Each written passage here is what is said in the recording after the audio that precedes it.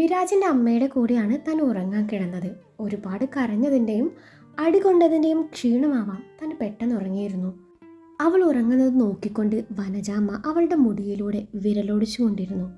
ആ വരവിന് പിന്നിൽ അമ്മയെ കാണുക എന്നത് മാത്രമായിരുന്നില്ല, തനുവിൻ്റെ കാര്യം കൂടി അറിയണം. വീട്ടിലോട്ട് വന്നപ്പോൾ തൊട്ട് തൻ്റെ അമ്മയുടെ സാരിത്തുമ്പം പിടിച്ച് നടക്കുമായിരുന്ന ആള് തൻ്റെ അച്ഛനുള്ളത് കൊണ്ടാവാം ഭക്ഷണം കഴിച്ചത് പോലും മുറിയിലിരുന്നായിരുന്നു. അതും അമ്മ നിർബന്ധിച്ച് വാരിക്കൊടുത്തതാണ് പോലും. ഈ അമ്മ രണ്ടും കൽപ്പിച്ചു തന്നെയാണ്. പിന്നെ നന്ദുവും അവളുടെ അമ്മയും വിളിച്ച് സംസാരിച്ചപ്പോൾ ആളൊന്ന് ഓക്കെയായി. താനാണെങ്കിൽ വന്നതിന് ശേഷം അവളെ ഒന്ന് കണ്ടതേയില്ല. എങ്ങോട്ട് നിർബന്ധിച്ചു കൊണ്ടുവന്നതാണല്ലോ. അപ്പോൾ എന്തെങ്കിലും ബുദ്ധിമുട്ടുണ്ടെങ്കിൽ പരിഹരിച്ചു കൊടുക്കേണ്ടത് തൻ്റെയും കൂടി ഉത്തരവാദിത്തമാണല്ലോ. വിരാജ് തൻ്റെ മനസാക്ഷി പറഞ്ഞ് പഠിപ്പിക്കും പോലെ ഓരോന്ന് പറഞ്ഞുകൊണ്ടിരുന്നു. ചിന്തകൾക്കൊടുവിൽ അമ്മയുടെ മുറിയിലേക്ക് നടന്നു. ഡോറിലൊന്ന് തട്ടിയതും അമ്മയ്ക്ക് താനാണെന്ന് മനസ്സിലായെന്ന് തോന്നുന്നു. അകത്തേക്ക് കയറി പോരാൻ പറഞ്ഞു. അവൻ്റെ മനസ്സ് നന്നായിട്ട് അറിയാവുന്ന അമ്മ അന്നേരം അവനോട് ഒന്നും ചോദിച്ചില്ല. ഉറങ്ങിയല്ലേ എന്ന് മാത്രം പറഞ്ഞുകൊണ്ട് അവൻ തനുവിലേക്ക് നോട്ടം പായിച്ചു. ആ ചെകുത്താൻ എന്തോരടി അടിച്ചത് കണ്ടില്ലേ? കൊച്ചിൻ്റെ മുഖം മുഴുവനും നീര് വെച്ചിരിക്കുക. തനുവിൻ്റെ കവളിലൂടെ പതിയെ തലോടിക്കൊണ്ട് അവർ പറഞ്ഞു. അന്നേരം വിരാജ് ഒന്നും വേണ്ടിയില്ല. അമ്മ, എന്നാൽ ഞാൻ അങ്ങോട്ട് ചെല്ലട്ടെ, എന്തെങ്കിലും ആവശ്യമുണ്ടെങ്കിൽ വിളിച്ചാൽ മതി. ഒന്നുകൂടെ തനുവിലോട്ട് നോട്ടം പായിച്ചുകൊണ്ട് വിരാജ് പറഞ്ഞു. ശേഷം അവൻ നടക്കാനൊരുങ്ങി. വിച്ചു, എന്താ അമ്മ? കാലം മായ്ക്കാത്ത മുറിവുകളില്ലെന്നല്ലേ പറയാറ്? നിന്റെ മുറിവുകളെ മായ്ക്കാൻ ഈ കുട്ടിക്ക് കഴിയുമെന്ന് അമ്മയ്ക്കൊരു തോന്നൽ. ഇനിയും ഈ കുട്ടിയെ വിഷമിപ്പിക്കണോ? നിനക്കൊന്ന് സമ്മതം മൂളിക്കൂടടാ. നല്ലൊരു മോളാ, അമ്മയ്ക്ക് ഒരുപാട് ഇഷ്ടമായടാ. വിരാജിൻ്റെ മുഖത്തേക്ക് നോട്ടം പായിച്ചുകൊണ്ടാണ് അമ്മ അത് ചോദിച്ചത്. അമ്മയുടെ ചോദ്യത്തിന് അവൻ മറുപടി ഒന്നും പറയാതെ മുറി വിട്ടിറങ്ങി. തൻ്റെ മുറിയിലെത്തിയ വിരാജ് ബെഡിൽ മലർന്നു കിടന്ന് കണ്ണിന് മീതെ കൈകൾ വെച്ച് കിടന്നു. ആ നിമിഷം അവൻ്റെ മനസ്സിൽ നിറയെ തനുവിനെ കുറിച്ചുള്ള ഓർമ്മകൾ മാത്രമായിരുന്നു. രാവിലെ മുതൽ നടന്ന ഓരോ സംഭവങ്ങളും അവൻ്റെ മനസ്സിലൂടെ കടന്നുപോയി. ആ നിമിഷം അദീന പോലും തൻ്റെ ഓർമ്മയിൽ വന്നില്ല എന്നത് അവനെ അത്ഭുതപ്പെടുത്തി കളഞ്ഞു. അദീനയുടെ ഓർമ്മകൾ പോലും വരാത്ത രീതിയിൽ തനു അവൻ്റെ മനസ്സിൽ മായാജാലം തീർക്കുന്നു എന്ന തോന്നലും കുറ്റബോധവും അവൻ്റെ മനസ്സിനെ വേദനിപ്പിച്ചു. ഇല്ല, അവൾക്ക് പകരമാവാൻ മറ്റൊരാൾക്കും പറ്റില്ല എന്നവൻ പിന്നെയും തൻ്റെ മനസ്സിനെ പറഞ്ഞ് പഠിപ്പിച്ചുകൊണ്ടിരുന്നു. തനുവിൻ്റെ ഓർമ്മകൾ മനസ്സിൽ നിന്നും പാടെ മായ്ച്ചു കളയാൻ ശ്രമിച്ചുകൊണ്ടിരുന്നു. അവൻ്റെ മനസ്സ് പഴയ ഓർമ്മകളിലേക്ക് ചേക്കേറി. അതിനെയുമായുള്ള നിമിഷങ്ങൾ ഓർത്തെടുക്കാൻ ശ്രമിച്ചപ്പോഴും തനു ഒരു വിങ്ങലായി ഹൃദയത്തിൻ്റെ ഏതോ ഒരു കോണിൽ മറഞ്ഞു നിന്നു. അതവനെ ഭ്രാന്ത് പിടിപ്പിച്ചു. വിരാജ് തൻ്റെ ഫോണെടുത്ത് അദീനയുടെ ഫോട്ടോയിലേക്ക് നോക്കിയിരുന്നു. ഞാൻ എന്താ ചെയ്യണ്ടേ? നീ തന്നെ പറ. ഒന്നും മനഃപൂർവ്വമല്ലായിരുന്നു. എനിക്കെന്താ പറ്റിയെന്ന് എനിക്ക് പോലും അറിയില്ല. അമ്മ എന്തൊക്കെയോ ആഗ്രഹിക്കുന്നു. ഞാൻ എന്താ അമ്മയോട് പറയേണ്ടത്? നീ തന്നെ ഒന്ന് പറ. തനു അവളൊരു പാവം കുട്ടിയാ. അതായിരിക്കും എനിക്കവളെ വിഷമിപ്പിക്കാൻ പറ്റാത്ത. ഒഴിവാക്കാൻ ഒരുപാട് ശ്രമിച്ചതാ. എന്നിട്ടും അവൾ ഇതുവരെയും നിന്റെ സ്ഥാനത്ത് ഞാൻ മറ്റൊരാളെ സങ്കല്പിച്ചിട്ടില്ല. പക്ഷെ ഇപ്പോൾ ഞാൻ പോലും അറിയാതെ എന്തൊക്കെയോ എൻ്റെ മനസ്സിലേക്ക് കടന്നു വരുന്നു. കാലം മായ്ക്കാത്ത മുറിവുകളില്ലെന്നാ പലരും പറയുന്നത്. എൻ്റെ കാര്യത്തിലും അത് തന്നെയാണ് സംഭവിക്കുന്നത്. അന്നേരം അവൻ്റെ കണ്ണുകൾ ഈറനണിഞ്ഞിരുന്നു. കുറച്ചു നേരം ഫോട്ടോയിലേക്ക് കണ്ണുകൾ നട്ടിരുന്നപ്പോൾ ഉറക്കം അവനെയും കീഴ്പ്പെടുത്തി. വൈകാതെ അവനും നിദ്രയിലേക്ക് വഴുതി വീണു. പിറ്റേന്ന് ഞായറാഴ്ച ആയിരുന്നതിനാൽ വിരാജിൻ്റെ അച്ഛനും വീട്ടിൽ തന്നെ ഉണ്ടായിരുന്നു.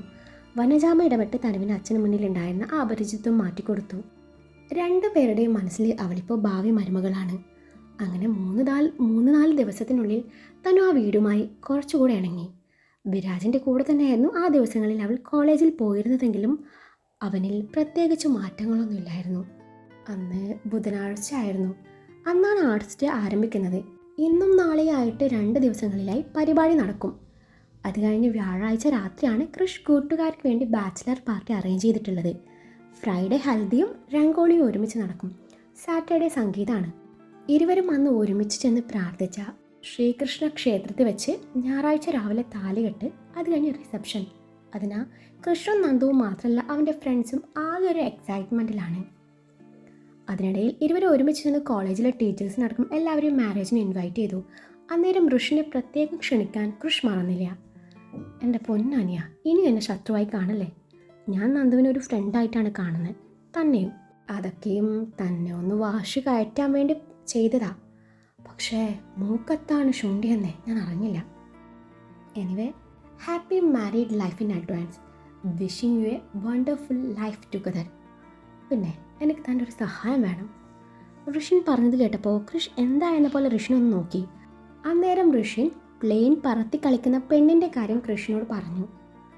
ആളെ കണ്ടെത്തി തരാമെന്ന് കൃഷി ഉറപ്പ് നൽകി. പക്ഷേ ഇപ്പോഴല്ല, എൻ്റെ തിരക്കൊക്കെ കഴിഞ്ഞിട്ടെ. അതുവരെ ആ കൊച്ചി ഫ്ലൈറ്റ് ഓടിച്ച് കളിക്കട്ടെ. ആളെ കണ്ടുപിടിച്ചാൽ ഒരു ഷേക്ക് ഹാൻഡ് കൊടുക്കണം എന്നും പറഞ്ഞ് കൃഷ് അവിടെ നിന്ന് ഇറങ്ങി നടന്നപ്പോൾ ഇവൻ്റെ തിരക്ക് എപ്പോൾ കഴിവെന്തോ. താടിക്ക് കൈ കൊടുത്തുകൊണ്ട് ഋഷിൻ മനസ്സിൽ പറഞ്ഞു പോയി. വിരാജ് രാവിലെ എഴുന്നേറ്റ് കുളിയൊക്കെ കഴിഞ്ഞപ്പോഴേക്കും അമ്മയും തനവും തൊട്ടടുത്തുള്ള ക്ഷേത്രത്തിൽ പോയി തിരികെ വരുന്നുണ്ട്. അച്ഛൻ്റെ സ്കൂട്ടിയിലാണ് ഇരുവരും പോയത്. അമ്മയും പിറകിലിരുത്തി വരുന്ന തനു ആ കാഴ്ച വിരാജ് ഒന്ന് നോക്കി നിന്നു. തനു വന്ന ശേഷം അമ്മ ഒരുപാട് ഹാപ്പി ആയതുപോലെ അവന് തോന്നി. ഇന്ന് ആർട്സ് ഡേ ആണല്ലോ. തനുമോൾ പങ്കെടുക്കുന്ന ഐറ്റത്തിലേക്ക് ഫസ്റ്റ് അടിക്കാൻ വേണ്ടി ഞാൻ പ്രത്യേകം പ്രാർത്ഥിച്ചിട്ടുണ്ട്. വണ്ടിയിൽ നിന്ന് ഇറങ്ങി വരുന്ന അമ്മ വിരാജിനെ നോക്കിക്കൊണ്ട് പറഞ്ഞു. അമ്മ എന്ത് പണിയായി കാണിച്ചേ?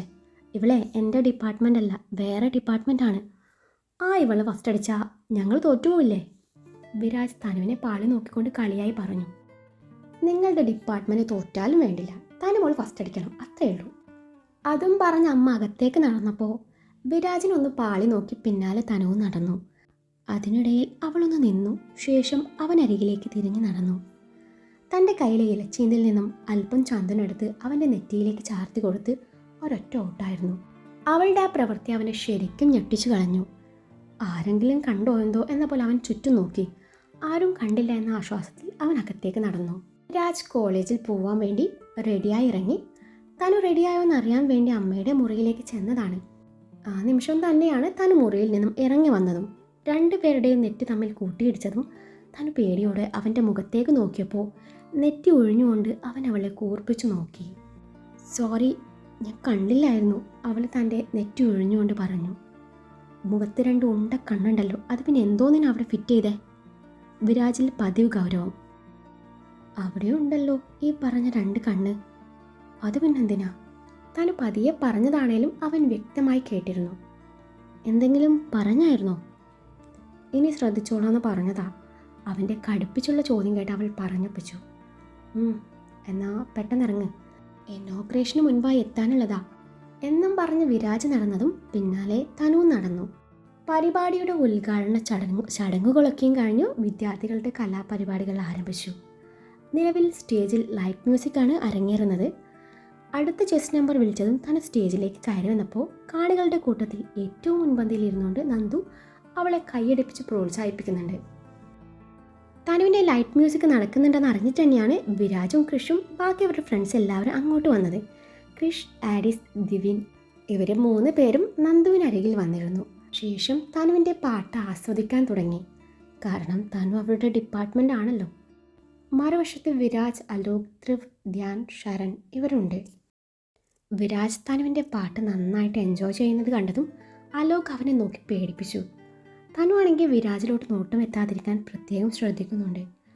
കൃഷ് തൻ്റെ തൊട്ടരികിലിരിക്കുന്ന നന്ദുവിനെ പാളി നോക്കി.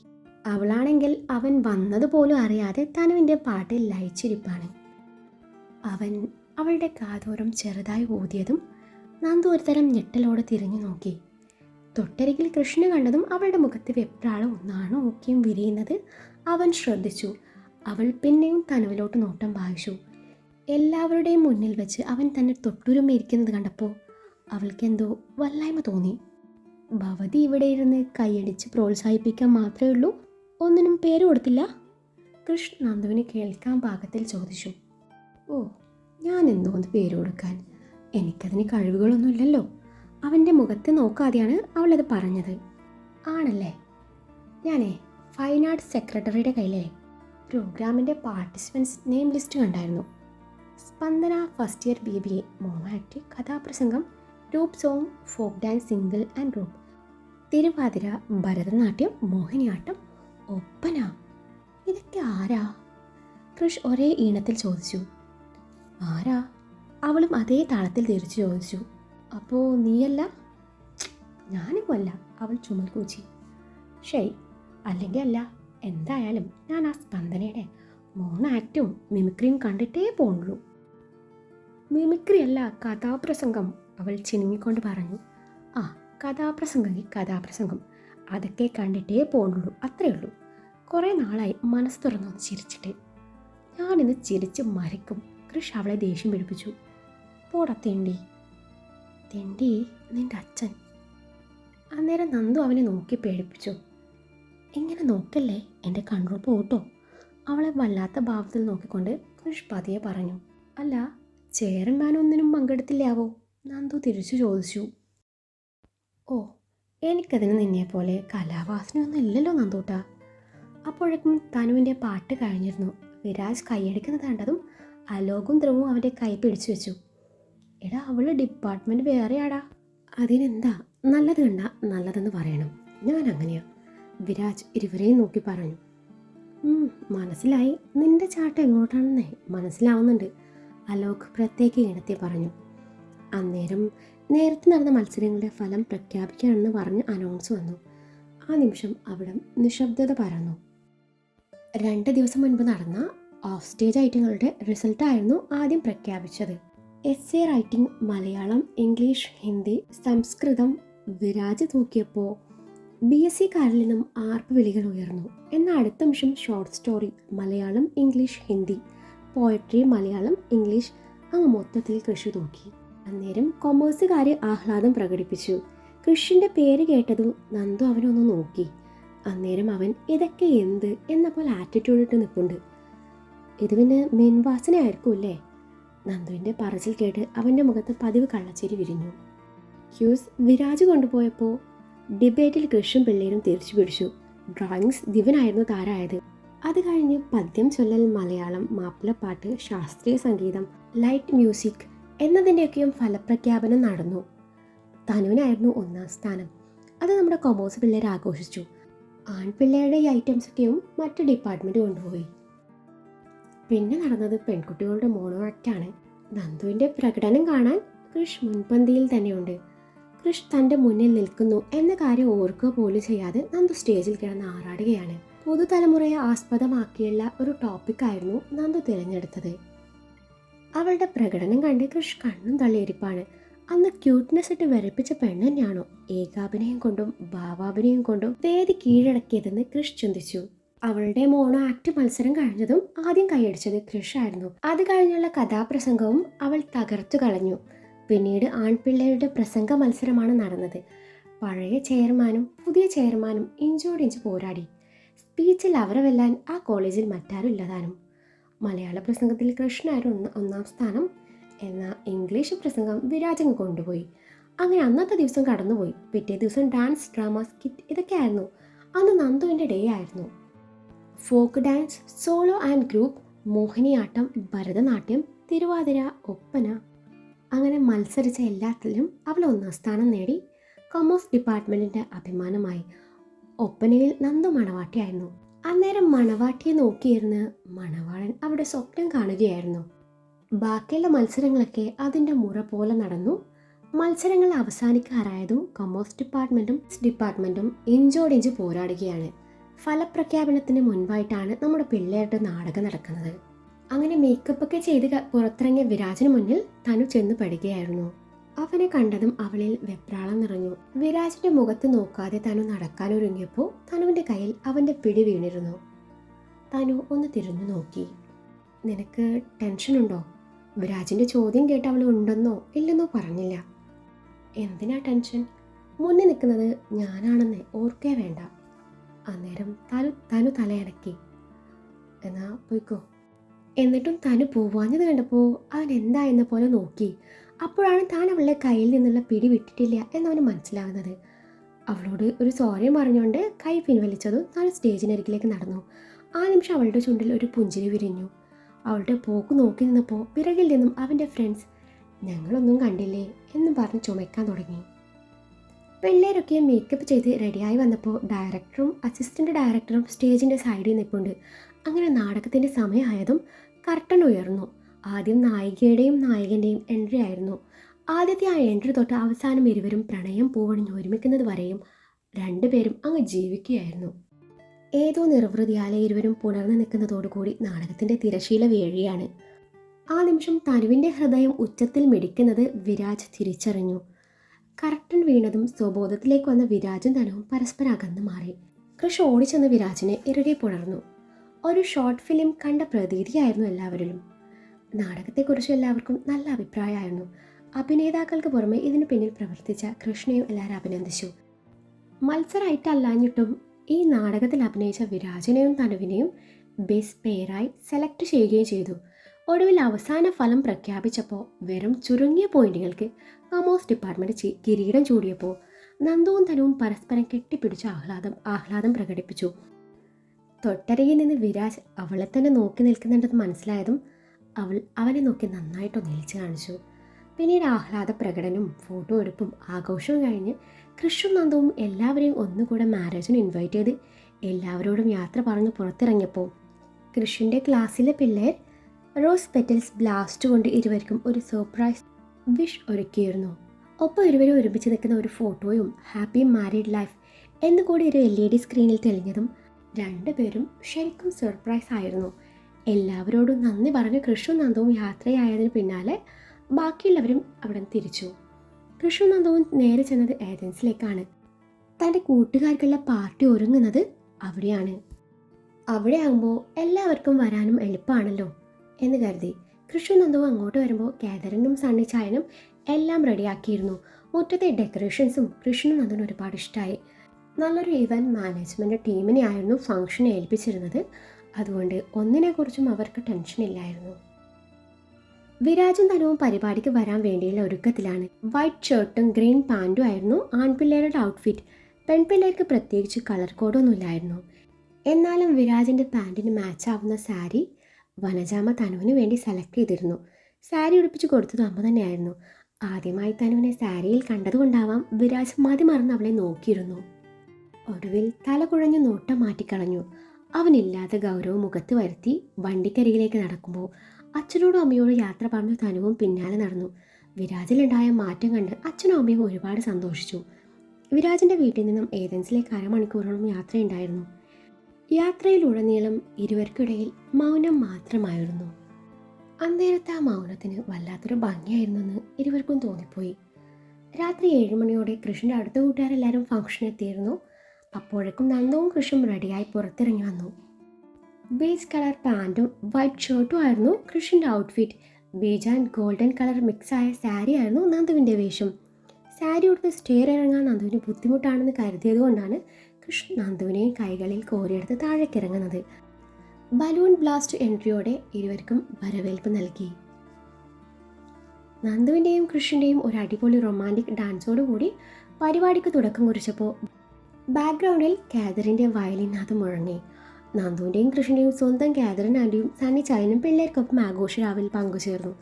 ഫുഡൊക്കെയും കഴിഞ്ഞു 11 മണി ആയതും പിള്ളേർ അവരുടെ വഴക്ക് വിട്ട് കാതറിനും സണ്ണിയും അകത്തേക്ക് പോയി. പാട്ടും ഡാൻസും ഗെയിംസും കേക്ക് കട്ടിങ്ങും എല്ലാം കഴിഞ്ഞ അവസാനം കൃഷ്ണ ഫ്രണ്ട്സൊക്കെയും ചേർന്ന് സ്വിമ്മിംഗ് പൂളിലേക്ക് പൊക്കിയെടുത്തിട്ടു. പരിസരം മറന്ന് ചിരിക്കുന്ന നന്ദുവിനെ കണ്ടതും കൃഷ്ണ അത് സഹിച്ചില്ല. അവൻ അവളുടെ കാല് പിടിച്ച് വലിച്ച് വെള്ളത്തിലേക്കിട്ടതും തനുവിന് ചിരിയാണ് വന്നത്. താൻ വീണപ്പോൾ ചിരിക്കുന്നോ എന്ന പോലെ നന്ദു തനുവിൻ്റെ കാല് പിടിച്ച് വലിച്ചപ്പോൾ വീഴാതിരിക്കാൻ തനു വിരാജിൻ്റെ കയ്യിൽ പിടിമുറുക്കി. അതോടെ തനുവും വിരാജും ഒരുമിച്ച് വീഴുകയായിരുന്നു. തനു കണ്ണിറുക്കി അടച്ച് വിരാജിനെ ഇറുകെ പുണർന്നിട്ടുണ്ട്. ആ നിമിഷം അവൻ്റെ ഇടത് കൈ അവളുടെ ഇടുപ്പിൽ അമർന്നു പോയിരുന്നു. രണ്ടുപേരും വെള്ളത്തിലേക്ക് ഒന്ന് മുങ്ങി താഴ്ന്ന ശേഷം ഉയർന്നു പൊങ്ങി. ഇരുവരും മുഖം അമർത്തി തുടച്ചു ചുറ്റുമുള്ളവരെ നോക്കി. അന്യഗ്രഹ ജീവികളെ പോലെ എല്ലാവരും തങ്ങളെ നോക്കുന്നത് കണ്ടതും വിരാജ് അവളിൽ നിന്നുള്ള പിടിവിട്ടു. ഇരുവരും അകന്ന് മാറാനൊരുങ്ങവേ നന്ദു ഒന്ന് മുങ്ങി താഴ്ന്നു തനുവിൻ്റെ കാലിൽ പിടിച്ചു വലിച്ചതും തനു പേടിച്ച് നിലവിളിച്ചുകൊണ്ട് വിരാജിനെ കെട്ടിപ്പിടിച്ചു. വിരാജിൻ്റെ കാലിന് മേലെയാണ് അവളുടെ ഇരു കാലുള്ളത്. എന്താ? വിരാജ് അവളെ അടർത്തി മാറ്റിക്കൊണ്ട് ചോദിച്ചു.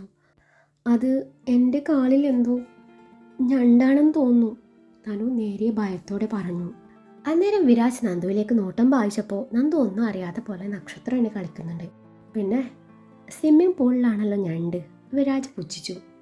ഉണ്ടടാ, ഇവിടുത്തെ സ്വിമ്മിംഗ് പൂളിലെ ഞണ്ട് മാത്രമല്ല, വെള്ളത്തിൽ കാണുന്ന നീർക്കോലി പാമ്പല്ലേ അതുണ്ട്. ഞങ്ങളൊക്കെ എന്നും കാണുന്നവരാണല്ലോ, അതുകൊണ്ട് ഞങ്ങളൊന്നും ചെയ്യില്ല. കൃഷ് തനുവിനെ പേടിപ്പിക്കാൻ വേണ്ടി വീണ്ടും പറഞ്ഞതാണ്. അത് കേട്ടതും തനു വിരാജിന്റെ മേലേക്ക് വീണ്ടും പതുങ്ങി. അവളുടെ പ്രവൃത്തി വിരാജിന് എന്തോ വല്ലായ്മ തോന്നി. അവൻ തനുവിനെ അടർത്തി മാറ്റി വെള്ളത്തിൽ നിന്നും മുകളിലേക്ക് കയറി. തനു ആണേ എങ്ങനെ കയറും എന്നാലോചിച്ച് നിൽപ്പാണ്. ദേ ഒരു നീർക്കോലി, കൃഷ് പെട്ടെന്ന് പറഞ്ഞതും താൻ നിലവിളിച്ചു. അന്നേരം കൃഷ് ഉറക്കെ ചിരിച്ചു. ആഡിസ്, തനുക്കൊച്ചിനെ കയറാനൊന്ന് ഹെൽപ്പ് ചെയ്യടാ. നമ്മുടെ ഡിപ്പാർട്ട്മെന്റിന്റെ അഭിമാനാണ് ഈ കുട്ടി, കൃഷ് അവളുടെ പരങ്ങൾ കണ്ടുകൊണ്ട് പറഞ്ഞു. അതിനെന്താ, ഇച്ചായൻ വെള്ളത്തിലിറങ്ങി പൊക്കിയെടുക്കണോ അതോ കൈ പിടിച്ച് കയറ്റിയാൽ മതിയോ? ആഡിസ് വിരാജിനെ പാളി നോക്കിക്കൊണ്ട് പറഞ്ഞു. ഇച്ചായൻ അത്രക്കങ്ങ് ബുദ്ധിമുട്ടണ്ട, കൈ പിടിച്ച് കയറ്റിയാൽ മതി കേട്ടോ, നന്ദു ആഡിസിനെ നോക്കി പറഞ്ഞു. ആ കൈങ്ങ് നീട്ടൻ്റെ തനുമോളെ, ആഡിസ് ഒരു ഈണത്തിൽ പറഞ്ഞു. അന്നേരം അവൾ വിരാജിനെ നോക്കി. അവളുടെ നോട്ടം തന്നിലേക്ക് നീണ്ടതും വിരാജ് മുഖം വെട്ടിച്ചു. അന്നേരം തനുവിന് വിഷമം തോന്നി. ആ വാശിപ്പുറത്ത് അവൾ ആഡിസിന്റെ കൈയും പിടിച്ച് വെള്ളത്തിൽ നിന്ന് കയറി വന്നു. ആകെ നനഞ്ഞിട്ട് നിൽക്കുന്നതിന് അവൾക്കെന്തോ വല്ലായ്മ തോന്നി. സാരിയുടെ മുന്താണി എടുത്ത് അവൾ ശരീരം മറച്ചു പിടിച്ചു. അവളുടെ ചേഷ്ടകളെല്ലാം വിരാജും തനുവും ശ്രദ്ധിക്കുന്നുണ്ടായിരുന്നു. കൃഷ്, ഞാൻ തനുവിനെയും കൊണ്ടേ മുകളിലോട്ട് പോവട്ടെ. അവൾ ആ നനഞ്ഞ ഡ്രസ്സിട്ട് എങ്ങനെയാ വീട്ടിൽ പോവാ? അതിന് നമ്മളുടെ ഡ്രസ്സ് ഒന്നുപോലും ഇവിടെ ഇല്ലല്ലോ. നമ്മൾ കഴിഞ്ഞ ആഴ്ച പെട്ടിയും പ്രമാണം എടുത്ത് ഇറങ്ങിയതല്ലേ. അയ്യോ, ഇനി എന്ത് ചെയ്യും? നീ അക്കാര്യം ഓർത്ത് ടെൻഷൻ ആവേണ്ട, ഇപ്പം ശരിയാക്കി തരാം. എടാ ആടി, നിനക്ക് കണ്ണി ചോരയുണ്ടോ? നമ്മുടെ പെങ്ങൾ വെച്ച് അവിടെ വെള്ളത്തിൽ വീണ കോഴിയെ പോലെ നിൽക്കുന്ന കണ്ടില്ലേ? നിന്റെ ആ ബ്ലേസർ അങ്ങ് കൊടുത്തേക്ക്, കൃഷ് പിന്നെയും ആഡിസിനോട് പറഞ്ഞു. ഓ, അതിനെന്താ, കൊടുക്കാലോ. തന്നെ നിങ്ങളൊക്കെ പെങ്ങളാണെന്ന് എനിക്കറിയാം, പക്ഷേ എനിക്കങ്ങനെയല്ല. ഇതാ തനിക്കുട്ടി, ഇത് വെറും ജാക്കറ്റല്ല, എൻ്റെ ഹൃദയമാണ്. എനിക്കറിയാം തനിക്കുട്ടി സ്നേഹിക്കുന്നത് എന്നെയാണെന്ന്. ആഡിസ് പറയുന്നത് കേട്ട് തന്നെ കിളിപ്പോയി നിൽപ്പാണ്. വിരാജാണെങ്കിൽ ഇതൊന്നും തന്നെ ബാധിക്കുന്ന കാര്യമേ അല്ല എന്ന പോലെ ആലോകമായി സംസാരിച്ച് നിൽക്കുകയാണ്. അതുകൂടി അതും തനുവിന് നല്ല വിഷമമായി. അവൾ ആഡിസ് നീട്ടിയ ജാക്കറ്റ് വാങ്ങി ധരിച്ചു. മതിയടാ, ഇനി ഓവറാക്കണ്ട. പോസിറ്റീവ് അടിക്കാനേ, ഇത് കൃഷല്ല, വിരാജാണ്. അതിനിടയിൽ തനിക്കിട്ട് താങ്ങുന്ന ദിവനെ കൃഷ് നോക്കി പേടിപ്പിച്ചു. കൃഷും നന്ദു ഇപ്പോഴും സ്വിമ്മിംഗ് പൂളിൽ തന്നെയാണ്. സമയം 1 മണിയായി. കൃഷിൻ്റെ അടുത്ത കൂട്ടുകാരൊഴികെ ബാക്കി എല്ലാവരും നേരത്തെ പോയിരുന്നു. ഒടുവിൽ വിരാജും തനുവും എല്ലാവരോടും യാത്ര പറഞ്ഞിറങ്ങി. കാറിലെത്തിയതും വിരാജ് തനുവിന് നേരെ തിരിഞ്ഞു. ആ ജാക്കറ്റിങ് തന്നെ. എന്തിനാ? വിരാജിൻ്റെ പറച്ചിൽ കേട്ട് തനുവിൻ്റെ മുഖം ചുളിഞ്ഞു. ഇതേ വില കൂടിയ ഫോറിൻ ജാക്കറ്റാണ്. ചിലപ്പോൾ അമ്മ അറിയാതെ വാഷിംഗ് മെഷീനിലിട്ട് അലക്കി കളയും. ഇനിയിപ്പോൾ ഇതുപോലെ ഒരെണ്ണം വാങ്ങിച്ചു കൊടുക്കാന്ന് വെച്ചാൽ അങ്ങ് അമേരിക്ക വരെ പോകണം. അതുകൊണ്ട് ഇപ്പം തന്നെ തിരിച്ചു കൊടുത്തേക്കാം. വിരാജ് പറഞ്ഞത് നേരായിരിക്കുമെന്ന മട്ടി താനു ജാക്കറ്റ് ഊരി അവൻ്റെ കൈ കൊടുത്തു. വിരാജ് ജാക്കറ്റുമായി ആഡിസിൻ്റെ അരികിലേക്ക് നടന്നു. അപ്പോഴേക്കും അവരൊക്കെ പാർക്കിംഗ് ഏരിയയിലേക്ക് വരികയായിരുന്നു. ദാ നിന്റെ ഹൃദയം നീ തന്നെ വെച്ചു. ഹൃദയമില്ലാതെ നീ എങ്ങനെയാടാ ജീവിക്കുന്നത്? വിരാജ് ആഡിസിൻ്റെ കയ്യിൽ ജാക്കറ്റ് വെച്ച് കൊടുത്തുകൊണ്ട് പറഞ്ഞു. അന്നേരം ആഡിസിന് ചിരിയാണ് വന്നത്. ഡാ ദിവ്യേ, നീ എന്താ പറഞ്ഞേ? പോസിറ്റീവ് അടിക്കാൻ ഇത് കൃഷല്ല, വിരാജാണെന്ന്. ഇപ്പം എങ്ങനെ ഇരിക്കണേ? പിന്നെ പോസിറ്റീവോ? എനിക്കോ? എന്തിന്? നീ ആദ്യം കൊണ്ടുപോയി അത് ശരിക്കും അലക്കിയിടാൻ നോക്ക്. എവിടെ നിന്ന് കിട്ടിയടാ തുക്കട സാധനം? അതിട്ടപ്പോൾ തൊട്ട് അവൾക്ക് വല്ലാത്തൊരു ചൊറിച്ചിൽ. അപ്പോൾ അവൾ തന്നെയാണ് പറഞ്ഞത് ഇത് തിരിച്ചു കൊടുക്കാൻ. അപ്പോൾ ബൈ, നാളെ കാണാം. പിന്നെ ആ ജാക്കറ്റ് അലക്കാതെ നാളെ ഇട്ടേച്ച് വരല്ലേ, ചൊറിഞ്ഞ് പണ്ടാരടങ്ങും. അത്രയും പറഞ്ഞ് വിരാജ് നടന്നു പോകുന്നത് ആഡിസ് നോക്കി നിന്നു. എന്നാലും അതെങ്ങനെ അവൾക്ക് മാത്രം ചൊറിച്ചിൽ വന്നു? ഞാനിട്ടപ്പോൾ ചൊറിഞ്ഞില്ലല്ലോ, ആഡിസ് ചിന്തിക്കുകയാണ്. എടാ ദീവി, നീ ഒന്ന് ഇട്ട് നോക്കിക്കേ, അപ്പം അറിയാലോ. പിന്നെ എന്നിട്ട് വേണം ഞാൻ ചൊറിഞ്ഞ് പണ്ടാരടങ്ങാൻ. നീ ഇതിന് എത്ര കൊടുത്തെന്നാ പറഞ്ഞേ? 5000. പിന്നെ ഉണ്ട 500 രൂപ കൊടുത്ത് വാങ്ങിച്ച് തള്ളു മറിച്ചോളും. ദിവ്യൻ പുച്ഛിച്ചു. 500 രൂപയ്ക്ക് ഒരു നല്ല അണ്ടർവെയർ കിട്ടൂടാ? കിട്ടും, ഒന്നല്ല 5 എണ്ണം. ആഡിസിൻ്റെ ചോദ്യത്തിന് ദിവ്യന് ചിന്തിക്കേണ്ടി വന്നില്ല. അയ്യേ എടാ, ഞാൻ ഫുൾ ബ്രാൻഡഡ് ആണ്. ആഡിസ് അത് പറഞ്ഞപ്പോൾ ദിവ്യൻ പിന്നെയും പുച്ഛിച്ചു. ഓ പിന്നെ ബ്രാൻഡഡ് ചെട്ടിയിട്ട് നടന്നിട്ട് ഇപ്പോൾ ആരെ കാണിക്കാനാ? നമ്മൾ പാവങ്ങളാണേ. ഡാഡി മമ്മി വീട്ടില, അല്ലാതെ അമേരിക്കയിലല്ല. നീ വരുന്നുണ്ടേ, വാ, നാളത്തെ പ്രോഗ്രാം പ്ലാൻ ചെയ്യണ്ടേ എന്നും പറഞ്ഞ് ദിവ്യൻ നടന്നപ്പോൾ പിന്നാലെ ആഡിസ് നടന്നു. തണുത്ത് വിരക്കുന്ന തനുവിനെ കണ്ടത് വിരാജ് വണ്ടിയുടെ AC ഓഫ് ചെയ്തു. വീടെത്തും വരെ ഇരുവരും സംസാരിച്ചില്ല. വണ്ടി പോർച്ചിൽ നിർത്തി ഇരുവരും ഇറങ്ങിയതും ഡോറും പൂട്ടി പുറത്തിറങ്ങുന്ന അച്ഛനെയും അമ്മയും കണ്ട് വിരാജ് കാര്യം തിരക്കി. അച്ഛമ്മയെ നെഞ്ചുവേദനയെ തുടർന്ന് ഹോസ്പിറ്റലിൽ അഡ്മിറ്റ് ചെയ്തിരിക്കുക, ICUല. ഞങ്ങൾ അങ്ങോട്ട് പോവാം, അമ്മ കാര്യം പറഞ്ഞു. അതിനിടെ ഡോറിൻ്റെ കീ അവനെ ഏൽപ്പിച്ചു. ഞാൻ വരണോ അമ്മ? വേണ്ട, ഈ കുട്ടി ഒറ്റയ്ക്കാവില്ലേ, ഞങ്ങൾ വിളിക്കാം. മോൾ ഇറങ്ങിക്കോ, അമ്മയെ വെയിറ്റ് ചെയ്യണ്ട, ചിലപ്പോൾ ഇന്ന് തിരിച്ചു വരാനും പറ്റിയെന്ന് വരില്ല. അമ്മ അതും പറഞ്ഞ് കാറിൽ കയറി. അവരുടെ വണ്ടി ഗേറ്റ് കടന്നു പോയതും വിരാജ് ഡോറും തുറന്ന് അകത്ത് കയറി. താൻ കിടക്കാറുള്ള അമ്മയുടെ മുറിയിലേക്ക് നടന്നതും ഡോർ ലോക്കായിരുന്നു. അവൾ വിരാജിനെ വിളിച്ചു കാര്യം പറഞ്ഞു. ഇത് അച്ഛൻ്റെയും അമ്മയുടെയും മുറിയാ. നീ വന്നപ്പോൾ അച്ഛൻ മാറിക്കിടന്നതാ. അച്ഛൻ്റെ വാല്യുബിൾ ആയിട്ടുള്ള എന്തൊക്കെയോ ഡോക്യുമെൻറ്റ്സ് ഇവിടെയാണ് ഉള്ളത്. പുറത്ത് പോകുമ്പോൾ അച്ഛൻ മുറി പൂട്ടാറുള്ളതാ. ഇതിപ്പോൾ അച്ഛൻ നിൻ്റെ കാര്യം ഓർത്ത് കാണില്ല. കുഴപ്പമില്ല, ഇവിടെ വേറെയും മുറിയുണ്ടല്ലോ, നീ വാ എന്നും പറഞ്ഞ് വിരാജ് അവളെയും കൂട്ടി മുകളിലേക്ക് നടന്നു. എനിക്ക് മാറിയെടുക്കാൻ ഡ്രസ്സ് വേണ്ടേ? മുകളിലത്തെ ഗസ്റ്റ് റൂം തുറന്നു കൊടുത്ത് അത് ഉപയോഗിച്ചോളാൻ പറഞ്ഞപ്പോൾ താനും അവനോടായി പറഞ്ഞു. തൽക്കാലം എൻ്റെ ഡ്രസ്സ് വെച്ച് അഡ്ജസ്റ്റ് ചെയ്യാം എന്നും പറഞ്ഞ് വിരാജ് അവൻ്റെ മുറിയിലേക്ക് നടന്നപ്പോൾ താൻ മുറിയൊക്കെ കണ്ണോടിച്ചു. ശേഷം വാഷ്റൂമിലേക്ക് നടന്നു. അവൾ മുഖം കഴുകാൻ വേണ്ടി അവിടെ ഉണ്ടായിരുന്ന ടാപ്പൊക്കെയും തുറന്നു നോക്കി. ഒന്നിലും വെള്ളമില്ലായിരുന്നു. വിരാജ് അവൻ്റെ ട്രാക്ക് പാൻറ്റും ടീഷർട്ടും കൊണ്ട് തിരികെ വന്നപ്പോഴാണ് വാഷ്റൂമിൽ വെള്ളം വരുന്നില്ല എന്ന് തന്നെ വിളിച്ചു പറയുന്നത്. അവൻ വാഷ്റൂമിൽ ചെന്ന് എല്ലാം ചെക്ക് ചെയ്ത് നോക്കി. അവസാനം ചുവരിനോട് ചേർന്ന് കുറച്ച് മുകളിലായി കാണുന്ന ഗേറ്റ് വാൾവ് ടാപ്പ് തിരിച്ചു നോക്കി. അന്നേരം ഓൺ ചെയ്ത് വെച്ചിരുന്ന എല്ലാ ടാപ്പിൽ നിന്നും വെള്ളം വീണു, ഒപ്പം ഷവറിൽ നിന്നും. രണ്ടുപേരും ഷവറിന് കീഴായിരുന്നു ഉണ്ടായിരുന്നത്. ഇരുവരെയും നനച്ചുകൊണ്ട് ഷവറിൽ നിന്നും വെള്ളം ഒലിച്ചിറങ്ങി. ഇതേ സമയം എല്ലാവരും പോയി കഴിഞ്ഞതും നന്ദുവും കൃഷും സ്വിമ്മിംഗ് പൂളിൽ നിന്നും കയറി വന്നു. ശേഷം അതിൻ്റെ ഒരു വശത്തായിരുന്ന് വെള്ളത്തിലേക്ക് കാലും പൊഴിച്ചു വെച്ചു. രണ്ടുപേരുടെയും കാലുകൾ തമ്മിൽ തൊട്ടുരുമുന്നുണ്ട്. കൃഷ്, ഇനി എങ്ങനെ ഇരിക്കാനാ നിൻ്റെ ഉദ്ദേശം? മുറിയിലേക്ക് പോണില്ലേ? ഓക്കെ, നേരം പുലരുവോളം ഇങ്ങനെ ഇരിക്കാം. മുറിയിൽ പോയാൽ 2 ദിവസം കഴിഞ്ഞ് നടക്കേണ്ട ഫസ്റ്റ് നൈറ്റ് ഇന്ന് തന്നെ നടന്നെന്ന് വരാം. അമ്മാതിരി കോലത്തിലാണ് ഉള്ളത്. അവളെ മൊത്തത്തിലൊന്ന് ഒഴിഞ്ഞുകൊണ്ട് അവൻ പറഞ്ഞതും അവൾ അവൻ്റെ കയ്യിൽ ചെറുതായി അടിച്ചു. കൃഷ്, നിനക്ക് എപ്പോൾ നോക്കിയാലും ഈ ഒരു ചിന്തയുള്ളൂ. അല്ല, ഈ ഫസ്റ്റ് നൈറ്റ് കൊണ്ട് നീ എന്താ ഉദ്ദേശിക്കുന്നത്? തിയറി മതിയോ അതോ പ്രാക്ടിക്കൽ വേണോ? നന്ദുവിൻ്റെ ചോദ്യം കേട്ട് കൃഷ് ഒരു താളത്തിൽ അങ്ങ് ചോദിച്ചു. തൽക്കാലം തിയറി മതി. എന്നാൽ കേട്ടോ, ഇതാണ് എൻ്റെ മനസ്സിലെ ഫസ്റ്റ് നൈറ്റ്. സമയം രാത്രി 11 മണി. സെറ്റ് സാരി എടുത്ത് മുല്ലപ്പൂവിടെ പാൽ ഗ്ലാസും കൈ പിടിച്ചു. നീ മന്ദം നടന്നു വരുന്നു. മുറിയുടെ വാതിക്കലെത്തിയതും നിന്റെ ഹൃദയതാളം ഉയർന്നുകൊണ്ടിരുന്നു. നീ പതിയെ ഡോർ തുറന്ന് മുറിയിലേക്ക് വരുന്നു. അതിമനോഹരമായി അലങ്കരിച്ച മണിയറ മുഴുവൻ നീ കണ്ണോടിച്ചു. എനിക്ക് വേണ്ടി നിന്റെ കണ്ണുകൾ അവിടെ മുഴുവനും അലഞ്ഞു നടന്നു. അന്നേരം ഞാൻ അവിടെ ഇല്ലായിരുന്നു. അതെന്താ കൃഷ്ണ ഇല്ലാത്ത? നീ ഇങ്ങോട്ട് പോയതാ? മാങ്ങ പറിക്കാൻ. ഛേ, ആ ഫ്ലോ അങ്ങ് കളഞ്ഞു. സോറി, ഞാൻ ഇനി മിണ്ടില്ല, പോരെ. യു കണ്ടിന്യൂ കൃഷ്. മിണ്ടിയാലതേ ഈ സ്വിമ്മിംഗ് പൂളിലേക്ക് തള്ളിയിടും ഞാൻ എന്നും പറഞ്ഞ് അവൻ അവളുടെ മടിയിൽ തലവെച്ച് കിടന്നു. അതിനിടയിൽ അവൻ്റെ കണ്ണുകൾ സ്ഥാനം മാറിക്കിടക്കുന്ന അവളുടെ സാരിയിലേക്കും നഗ്നമായ അവളുടെ വയറിലേക്ക് നീണ്ടു. ഇടുപ്പിലും വയറിലും ഒത്തുപോലെ വെള്ളത്തുള്ളികൾ പറ്റിച്ചേർന്ന് കിടപ്പുണ്ട്. അവൻ തൻ്റെ ചുണ്ടിനാലും നാവിനാലും അവ ഓരോന്നായി നുണഞ്ഞെടുത്തു. അന്നേരം അവൾ അവൻ്റെ മുടിയിൽ പിടിമുറുക്കി. പ്രാക്ടിക്കൽ ക്ലാസ് വേണ്ടെന്നല്ല പറഞ്ഞ്. അവനെ കൂർപ്പിച്ചു നോക്കിക്കൊണ്ട് അവൾ പറഞ്ഞു. സോറി, ഇത് ഔട്ട് ഓഫ് സിലബസ് ആയിരുന്നല്ലേ, ഞാൻ അങ്ങോട്ട് മറന്നു. നമ്മൾ എവിടെയാണ് നിർത്തിയേ? നീ മുറിയിലില്ലായിരുന്നു, അവിടെയാ? യെസ്. അങ്ങനെ നീ പാൽ ഗ്ലാസും ടേബിളിൽ വെച്ച് തിരിയാൻ നേരാണ് ഞാൻ നിൻ്റെ വയറിലൂടെ ഇതുപോലെ കൈയിട്ടെ വിരിഞ്ഞു മുറുക്കി എൻ്റെ നെഞ്ചോടടുപ്പിക്കുന്നത്. അവളുടെ വയറിലൂടെ വട്ടം ചുറ്റി പിടിച്ചോനെ കൃഷ് പറഞ്ഞു. നീ അവിടെ ഇല്ലായിരുന്നല്ലോ. ഞാനൊന്ന് തിരിയുമ്പോഴേക്കും പെട്ടെന്ന് പൊട്ടിമുളക്കാൻ നീ എന്താ മായാവിയാ? അല്ലടിയിൽ ഉട്ടാപ്പി. ഛേ, പിന്നെയും നശിപ്പിച്ചു. നന്ദാ, ഞാൻ ബാൽക്കണിയിൽ ഉണ്ടായിരുന്നെന്ന്. കൃഷ് അതും പറഞ്ഞ് അവളുടെ മടിയിൽ നിന്നും എഴുന്നേറ്റു. ഇല്ല കൃഷ്, ബാൽക്കണി ഡോർ ക്ലോസ് ആയിരുന്നു. പോരാഞ്ഞ് ലോക്കഡ് ആയിരുന്നു, ഞാൻ കണ്ടതാ. നന്ദു അവനെ വട്ട് കയറ്റി. കുന്തം. ഇനിയേ തീരെ ശരിയാവില്ല, പ്രാക്ടിക്കൽ തന്നെ. അതും പറഞ്ഞ് അവളെ വലിച്ച് നെഞ്ചോടടുപ്പിച്ചു. അവളുടെ കഴുത്തിലേക്ക് മുഖം പൂഴ്ത്തിയതും അവൾ അവനെ പിടിച്ചു തള്ളി. ആ തള്ളലിൽ അവൻ പിന്നെയും പൂളിലേക്ക് വീണു. വെള്ളത്തിൽ മുങ്ങിത്താഴ്ന്നു. കൃഷ് പെട്ടെന്ന് തന്നെ പൊങ്ങി വന്നു. മുഖം അമർത്തി തുടച്ചു അവളെ കലിപ്പിട്ട് നോക്കുന്ന കൃഷ്ണനെ കണ്ടതും അവൾ ഓടി രക്ഷപ്പെടാൻ നോക്കി. അന്നേരം അവളുടെ സാരിയുടെ മുന്താണിൽ അവൻ്റെ പിടി വീണതും അവളുടെ ഓട്ടം നിന്നു. വല്ലാത്തൊരു ഭാവത്തോടെ അവൻ സാരി പിടിച്ചു വലിച്ചതും അവൾ തിരിഞ്ഞു നോക്കാതെ പിന്നിലോട്ട് നടന്നു. പൂളിന് തൊട്ടരികിലെത്തിയപ്പോൾ അവൾ അവന് നേരെ തിരിഞ്ഞു നിന്നു. അവൻ മുന്താണിയിൽ പിടിച്ചു വലിച്ചപ്പോൾ അതങ്ങനെ തന്നെ ഊരിപ്പോന്നു. വല്ലാത്ത ഭാവത്തിൽ അവളെ മൊത്തത്തിൽ അങ്ങ് ഒഴിഞ്ഞു നോക്കിയതും പിന്നെ അവൾ ഒന്നും നോക്കിയില്ല. തൻ്റെ ദേഹത്തു നിന്നും സാരി മുഴുവനായി മഴിച്ചു മാറ്റി അവൻ്റെ മേലേക്ക് എറിഞ്ഞു. മുകളിലേക്ക് ഒരൊറ്റ ഓട്ടായിരുന്നു.